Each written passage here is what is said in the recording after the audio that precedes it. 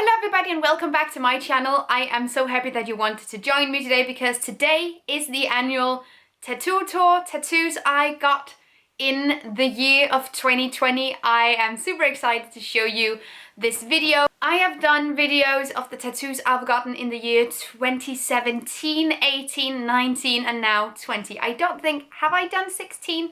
Maybe. It's a long time ago, but it's really nice to keep you guys updated a little bit without letting the tattoo content take over this channel. And I also really like the thing that every time I do a new video like this, my background has changed because I've moved. Also, would like to mention the tattoos I've gotten right after lockdown, but generally still during the pandemic. We've taken all the safety precautions that were necessary. Masks, hand sanitizer, gloves, all this stuff. So the ones I've gotten not during the lockdown, but after the lockdown here in Denmark has ended, but the pandemic has obviously still been a thing. Everything has been safe and everything has been responsible and fair. Also, this is the one video a year that is not directly related to zero waste and sustainability, because obviously getting a tattoo does involve and does generate some form of waste. But I have some small things that I do to try and reduce that as much as possible, but obviously not completely avoidable, and that's also okay. I have sort of made my peace with the fact that I'm not completely zero waste, and one of the reasons why I am not is because I love tattoos and they provide me with so much joy and quality of life. I really love it, and I wouldn't be without them. So that is just my personal opinion and perspective. One of the things that I do to sort of avoid too much waste is not going into a tattoo shop and getting a tiny thing, but if I have several small things I want, I sort of collect them and I wait, and then I go and get them all at once. So the waste related to the tattoo machine and like the sterile room and everything, it's going to be one-time waste rather than 3 or 4 times waste. So stuff like that. And then there's tattoo care. I have a video about that as well. I mentioned this in all my videos, so I hope you guys can bear with me. Okay, that was the longest intro of all time. I just really wanted to make sure we were on the same page. Now let's get into the tattoos I got in 2020. Hello, Editing G here. Just a disclaimer before we actually get started. I'm going to be talking about tattoos from the standpoint that I like tattoos. If you don't like tattoos, that's completely okay, but don't waste your time commenting nasty things in the comment section. That doesn't make any sense. It wastes your time and it also wastes my time. So if you don't like tattoos, here's your chance to click away and just let people be people. Okay, let's go and continue. Bye! The first things I got were a couple of small bits and bobs. I got these, I think, in January or February, before COVID hit Denmark, like actually. And the first thing I got was this tofu tattoo. And I don't know, I think this is so funny. I love this tofu tattoo, and this year it's been one of those I've been getting the most questions about, and like people noticing like, does that say tofu? It does say tofu. There's not really a meaning behind this. I just really found it super hilarious and funny. Obviously I'm vegan, so it's fun. I love like this gothic-esque lettering. I think it's really fun. And the place I got it, it didn't hurt at all. Like I was just chilling. There was really, I mean, of course you could feel it, but it wasn't like painful. It was more like annoying and, you know, something that I could deal with. So okay, on the same day I also got this cute little Greek bust. It's an Aphrodite bust, and I just think this is super nice. And as you will see later, I sort of spiraled into more Greek related tattoos, but it's because this year I both read Stephen Fry's Heroes and Stephen Fry's Mythos, and it got me really interested in something I have been interested in before, but you know, like put away a little bit. And on the same day as well, these are just small tiny fillers, but I got, this is a very narrow reference, but maybe some of you guys will catch it, from Hayao Miyazaki's Spirited Away. There are these small enchanted coal creatures, and the food they get I've been fascinated by for years. Ever since I was a small child, I've been super fascinated by those snacks, those treats. And I really wanted to get those as fillers, and I'm planning on getting more some other time, maybe on the other leg, and sort of tie it all together with these fillers.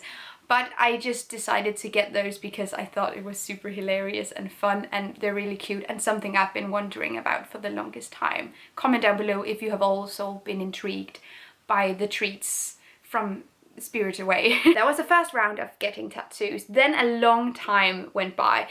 This was either in January or February, something like that. And then the next tattoo I got was in May.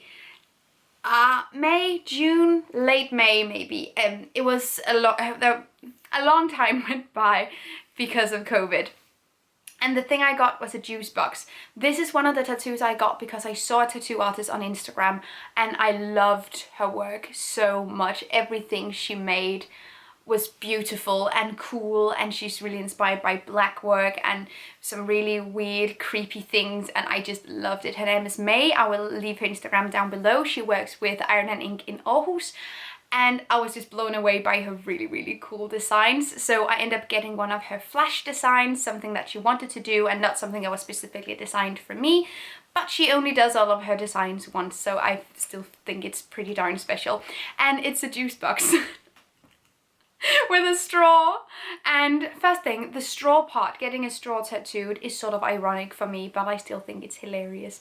And then it's super creepy with the eye, and it's super dark, and I loved it. And I got it on my hip, like on the beginning lower part of my hip, and I love that to bits. When I was in a bikini this summer, it looked bomb. It looked bomb. And there's not really any specific meaning to it either. It's just something I find really, really cool and beautiful and creepy, and that's the trifecta of aesthetic for me. Then at the same tattoo place, Iron and Ink in Aarhus, I got tattooed a couple of months later, I think, by another tattoo artist. And they did this thing where you could buy gift vouchers online during lockdown and then use them after lockdown, and then you would get like something extra and it would be worth more than you paid, which I thought was really cool and a really good way to sort of support the tattoo artists that you love, even though you can't get tattooed by them right now. So that was something me and one of my friends, we did together, and I ended up going in and I got this Greek column tattoo, again with the Greek thing.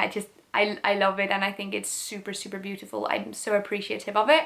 And I got this in a more realistic style than what I usually do. It's also rather dark and darker than most of my other tattoos, but I think it looks really, really cool. And at this point, my legs are kind of covered in the sense that you can sort of overlap your tattoos a little bit, and I think that looks super, super cool. So I'm really happy that I got that. And then I also ended up doing something that I've been wanting to do, I don't know, for 2 years, and I got my feet done so they matched and they were sort of like even. I loved it because on my one foot a couple of years ago I got this barbed wire tattoo below my toes, sort of like in an arch, and I've always been wanting to get a branch or something that's natural on the other side to sort of symbolize the synthetic or the industrial in contrast to the natural and the natural world and stuff. So I got this little branch and I think it looks super, super cute together, and it sort of combines the tattoos and binds them together, and yeah,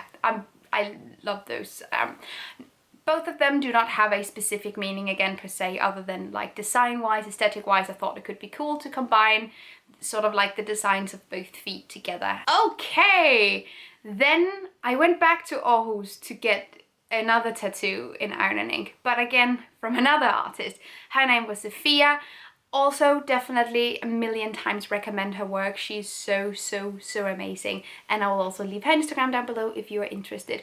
And it's been on my list for the longest time, but I did not find the right tattoo artist. I actually went around a couple of places in Aalborg, but the designs they came up with I just didn't resonate with at all. I just did not see them going on my body forever.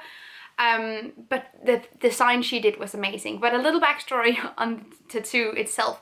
This is a paraphrase. This is a tattoo version, new interpretation of a painting that I absolutely love. It's a painting that is located in the Museum of Modern Art in Aalborg. It is called Primavera, and it is by the artist Harald Møller. So it's an old Danish painting. I absolutely love this, and I love this because my mom loves it, and we've always been talking about this picture. We made like photo shoots when I was younger where we also interpreted this picture, and it's so dreamy and mystical, and I love the expressions on the faces, and I've always dwelled with this picture. I've loved it so much. So I really wanted to get a tattoo version of that picture on me. What I got was just, I'm so happy. The idea originally was that I was supposed to use the backs of my legs because they're still completely free. I haven't done anything to them. But we ended up putting it on my thigh instead. And I love that we did that because they are sort of like bound together, and it would be a shame to, separate them on two different tattoos. And the tattoo we did was amazing. I love it. It was supposed to be inspired by sort of an old school design style, and I love what she did with it. It's not completely old school, but you can definitely see the influences, but it's also a little bit modern, and there are different techniques used and stuff. I think it's so cool, and I can see it every day, and I wouldn't have been able to see it every day if it was on the backs of my legs. So the next time I got a tattoo was a month ago. And I ended up going into a tattoo studio that just recently opened in Aalborg. The same people who have the tattoo studio in Aarhus. They also have in Copenhagen and Los Angeles, I think. They opened a tattoo studio in Aalborg as well. And I had to go in and check what was up. So I ended up doing a whole session with them and getting tons of things done, smaller bits and bobs that I really wanted, and then 2 cover-ups. Or cover-ups / makeovers. Tattoos that I've had for a long time that I haven't been completely satisfied with, and now they look bomb. So let's go over the first small things that I got, and then let's leave the cover-ups and the makeover until the end. Okay, the first thing I got was a Lego jewel. And I got this, I came up with this idea I think a week before going into the tattoo studio. Jens and I were home at his parents' house, and we were going through his old Legos. And whilst going through the Legos, I found one of these small plastic Lego jewels. And I've played with Lego throughout my entire childhood, and I always thought that these jewels were super rare because you didn't get a lot of them. There wasn't a lot of them, so I just assumed that they were super rare. And he just looks at me like, Jens goes, "Oh, rare? What are you talking about?" And I don't know, maybe it's a tattoo that's sort of dedicated to Jens, but not in like a super in your face kind of way, but it's something that makes me think of him in the best possible way. The next one, I also do not have any logical or rational explanation for why I got, but I got this set of vampire teeth and lips on my butt. It's not actually on my butt, it's more like close to my upper hip. I'm not planning on getting anything more on that area, perhaps a couple of bits and bobs, but I don't want to get it completely covered. I don't want to get my butt covered and stuff like that. But I didn't even know I wanted things to go that high, but I just think it looks really cool, and it was just kind of a spur of the moment thing. But I think it's super nice, and that one didn't hurt at all either. I forgot, I think, to go over some of the pain things with some of the other ones. The big one, the Primavera on my thigh, that hurt like a lot. That hurt, I'm not gonna lie. But some of the other ones wasn't that bad. I generally got them on places on the legs where it didn't really touch the bone all that lot, or that where there was plenty of muscle and fat. So it's, but I don't know, like the skin is very soft or very thin on especially the top part of the thigh and the inside of the thigh where the tattoo also goes, and that, I'm not gonna lie, that hurt. In this last session I also got another Greek thing, yeah. But I got this tiny little vase on every vase. I don't know, I can't say vase or vase without thinking about Hercules. But I got this tiny little vase as well, and it has a little G inside, and I think that looks pretty darn cool. And it's simply just to get some things that is not only on the front, but sort of so some of the tattoos also bend on the way of the back, because I didn't get anything on the backs of my legs this year, and I promised myself that I would sort of to, you know, finish something, but I didn't do that at all. Instead I got cover-ups. So the first thing I got was a makeover of one of my very first tattoos. It was the 3rd tattoo I got. It was my first bigger tattoo. The other ones are tiny small one-liners on my arms. So this was I generally consider this to be the first actual tattoo that I got. I had a tortoise when I was younger. Her name was Kirsten, and she died in a fire. That's super morbid, but she did. And I just really wanted something to commemorate her by, because I've always loved turtles and tortoises, and every time I see one I have to name it Kirsten, and it's a whole thing at this point. So I got that tattoo, but instantly I was unhappy with it. In the instant I got it, I knew something was just off and the quality was not right and stuff. And over the years it has just been more and more visible that it's just not a good piece of work. So me and my tattoo artist, his name was Joshua, he's really nice and works with Iron and Ink in Aalborg, at least for a couple of months going forward. Again, Instagram down below. And we made her like this little badass. We gave her a little makeover. So now, first of all, he made an entirely new outline, so she pops a lot more, and we put in some highlights and stuff as well. Then we sort of drew on her shell different small old school designs to make her like a little badass. And that's sort of a nice way, because I didn't want her to get covered up and get something on top, also because she was rather dark and, you know, it would have been difficult to cover up with the limited space. So I really love what we ended up doing, and now it makes sense that she's a little busted, because now she's a little badass, and I don't know, I love what we ended up doing with it, especially now that I don't have the option to cover it up completely with something that's bigger, because I don't have the space for it. So I love how that ended up. Whew, okay. And the last thing, then I got a correctional tattoo, and sort of we ended up covering up the old spider web that I had on my knee, and we ended up making a new spider web on top, because a lot about that spider web, when you really looked at it closely, didn't make a lot of sense. And I don't know what sort of happened there. It didn't make a lot of sense, and there was a hole in the middle, and it was weird, and I don't know. I went in and sort of just asked him to do the hole, and then he looked at the spider web and went like, there's a lot about this that doesn't make sense. It's not just a hole. If you want, we can sort of like construct a new one on top of it. And honestly, I was sort of like, I really want that, but also I had just thought that everything related to the knees, it was done, because it hurt so much the first time I got everything done. So I was sort of hesitant to getting it done again, simply because I was over the pain. But we ended up doing it anyway, and I'm so happy that we did, because it's so nice. First of all, there's no hole on top. It closes completely. It's also way bigger now, and we ended up putting some shadows into the flowers around it, so you can see the difference between the barbed wire, the flowers, and the spider web, because then these three components, and because it's all line work, it just ends up blending together. So now it's a lot darker, and you can actually see what the different motifs are, and I love that to bits. And also it looks really, really cool. I'm really, really happy that you can see all the different components now in comparison to before. I love what it ended up looking like. I think it is so good. And I also like that it's bigger, because that also makes more sense, so it actually fills out the knee.